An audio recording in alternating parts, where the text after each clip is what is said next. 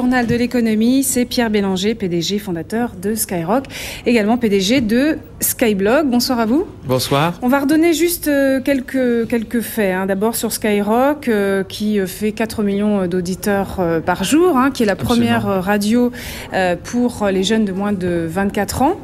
L'activité Internet chez Skyrock, avec Skyblog, entre autres, elle a pris de plus en plus d'importance. Est-ce qu'elle va devenir la principale source de revenus pour votre groupe ? Elle le sera. Elle le sera. Cette année, les ressources Internet vont représenter 50% de notre chiffre d'affaires. Et avec notre extension internationale, l'Internet est, je dirais, sans conteste, destiné à devenir dominant. Alors, on va donc justement évoquer Skyblog, qui est la première plateforme de blog en Europe.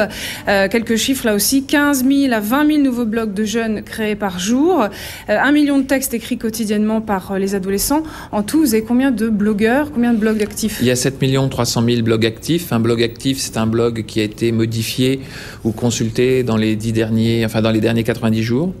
Et donc, je crois qu'on peut saluer l'extraordinaire performance de la nouvelle génération. C'est la première génération numérique, c'est la première génération qui est aux manettes de son expression. Et l'ADN de Skyrock, c'est la liberté d'expression. Et donc cette liberté d'expression, on l'a portée sur Internet. Et une génération s'en est emparée pour faire un phénomène de société exceptionnel. Alors vous avez dit quelque part, l'identité numérique est devenue aussi importante que l'identité physique chez les adolescents. C'est pas un peu exagéré ? Ce qu'on constate absolument, et c'est pas exagéré du tout, c'est que lorsque vous avez une bonne part de vos amis que vous avez rencontrés par le réseau, avec lequel vous êtes en relation quotidiennement, que vous suivez avec votre Skyrock messager sur votre téléphone mobile, c'est une part de votre vie qui est conséquente, c'est des émotions, c'est du partage, c'est le contact avec les autres, c'est des nouveaux amis au travers du réseau, donc c'est très important. Alors vous disiez la part des revenus grosso modo dégagés par le net va rejoindre ce qui est dégagé par la radio. Comment est-ce qu'on fait de la pub sur les blogs néanmoins ? Parce que c'est une génération d'abord qui est très férue de technologie, qui sait comment éviter la pub si elle ne veut pas le voir. Est-ce qu'il y a des recettes pour faire de la publicité sur ce genre de support ? C'est tout à fait juste que la publicité sur ce qu'on appelle les réseaux sociaux, c'est-à-dire ces gens qui se publient sur Internet et qui se mettent en relation les uns avec les autres, eh bien, effectivement, la publicité, elle doit intégrer cette conversation électronique. Donc, il y a tout un travail de capillarité, de création d'un lien nouveau entre une génération et les annonceurs. Et ça se passe très bien. Comment vous générez des revenus, concrètement ? Très concrètement, les ressources publicitaires, ça veut dire, par exemple, monter un site. Par exemple, quand Apple a lancé son iPod Nano, on a fait une campagne de promotion traditionnelle sur le réseau, sur des bandeaux, sur des pavés, etc. Mais également, on a donné des iPod Nano à 50 testeurs qui ont testé, qui ont regardé comment ça fonctionnait et qui ont expliqué sur leur site, voilà, ça marche moins bien, ça c'est génial, etc. Alors, ça c'est la conversation électronique. Ça marche aussi sur ce type sur cette catégorie de population-là, jusqu'à 24 ans. Donc c'est extrêmement ciblé. Mais j'imagine que ça fait partie des arguments aussi. C'est un point important, effectivement, c'est la nouvelle génération qui s'est emparée de cette conversation électronique. Aujourd'hui, quand vous achetez un appareil photo, vous allez certainement voir les belles publicités, mais à un moment donné, vous allez peut-être aller sur un réseau social ou sur un moteur de recherche pour voir ce que les gens en disent. Et c'est au travers de ce que les gens en disent que vous allez prendre votre décision. Donc que vous soyez un adolescent, que vous soyez un adulte, aujourd'hui, c'est dans la conversation électronique, c'est au travers de la parole des autres que vous prenez votre décision d'achat.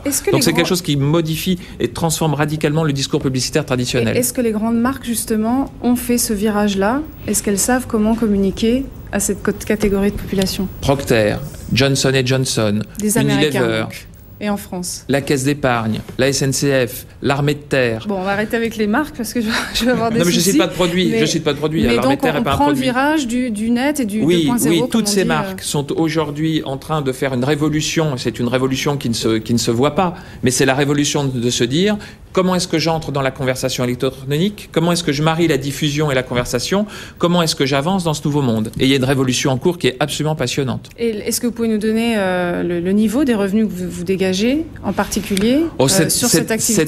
Cette année, ça sera un peu plus de 15 millions d'euros. Vous avez l'avantage de vous être lancé il y a 4 ans. La compétition arrive, TF1, M6, Énergie notamment, avec des puissances de feu importantes. Est-ce que ça vous inquiète ?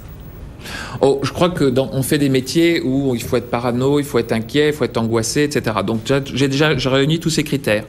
Mais il y a un critère plus important, c'est que notre centre de gravité, c'est l'expérience des utilisateurs, c'est la manière dont ils se servent du service. Chaque jour, on fait évoluer ce service. Chaque jour, on a des dizaines de milliers de messages qui nous disent voilà comment ça peut évoluer, voilà comment ça peut évoluer, voilà ce qui marche pas, etc. Donc, je dirais que oui, il y a une concurrence, mais l'essentiel, c'est toujours apporter le meilleur service possible. Et on est tellement engagé là-dedans. Il y a des équipes tellement talentueuses à Sky pour faire avancer ça que je dirais oui. Bon, il y a des gens qui propose aujourd'hui comme plan à 5 ans ce que j'ai fait il y a 5 ans. Ça c'est leur manière de voir les choses. Mais je dirais que nous, on est très en avance là-dessus. Il faut que vous nous expliquiez une chose. On comprend très bien l'intérêt que ça peut avoir d'avoir accès à cette communauté-là. Mais il y a des enjeux faramineux. Là, on a par exemple News Corp qui a racheté MySpace, Google qui a racheté YouTube. Quels sont les enjeux vraiment aujourd'hui? Pourquoi cette effervescence dans le secteur? L'enjeu central, c'est que au travers d'Internet se constituent les nouveaux réseaux de distribution. C'est-à-dire qu'aujourd'hui, vous avez un film. Traditionnellement, vous le présentiez en salle de cinéma. Aujourd'hui, il sera connu, ou une série télévisée, elle sera connue d'abord par les réseaux sociaux. C'est-à-dire que le premier vecteur d'échange, le nouveau média, c'est les gens eux-mêmes. Et le fait d'être au cœur de ces réseaux sociaux, d'en faire le logiciel, de les gérer, de les développer, bien, effectivement, c'est un moyen formidable de faire connaître, de faire comprendre, de vendre, d'échanger. Bref, on est au cœur de la société. Donc c'est un enjeu stratégique central. Skyblog, l'avenir de Skyrock?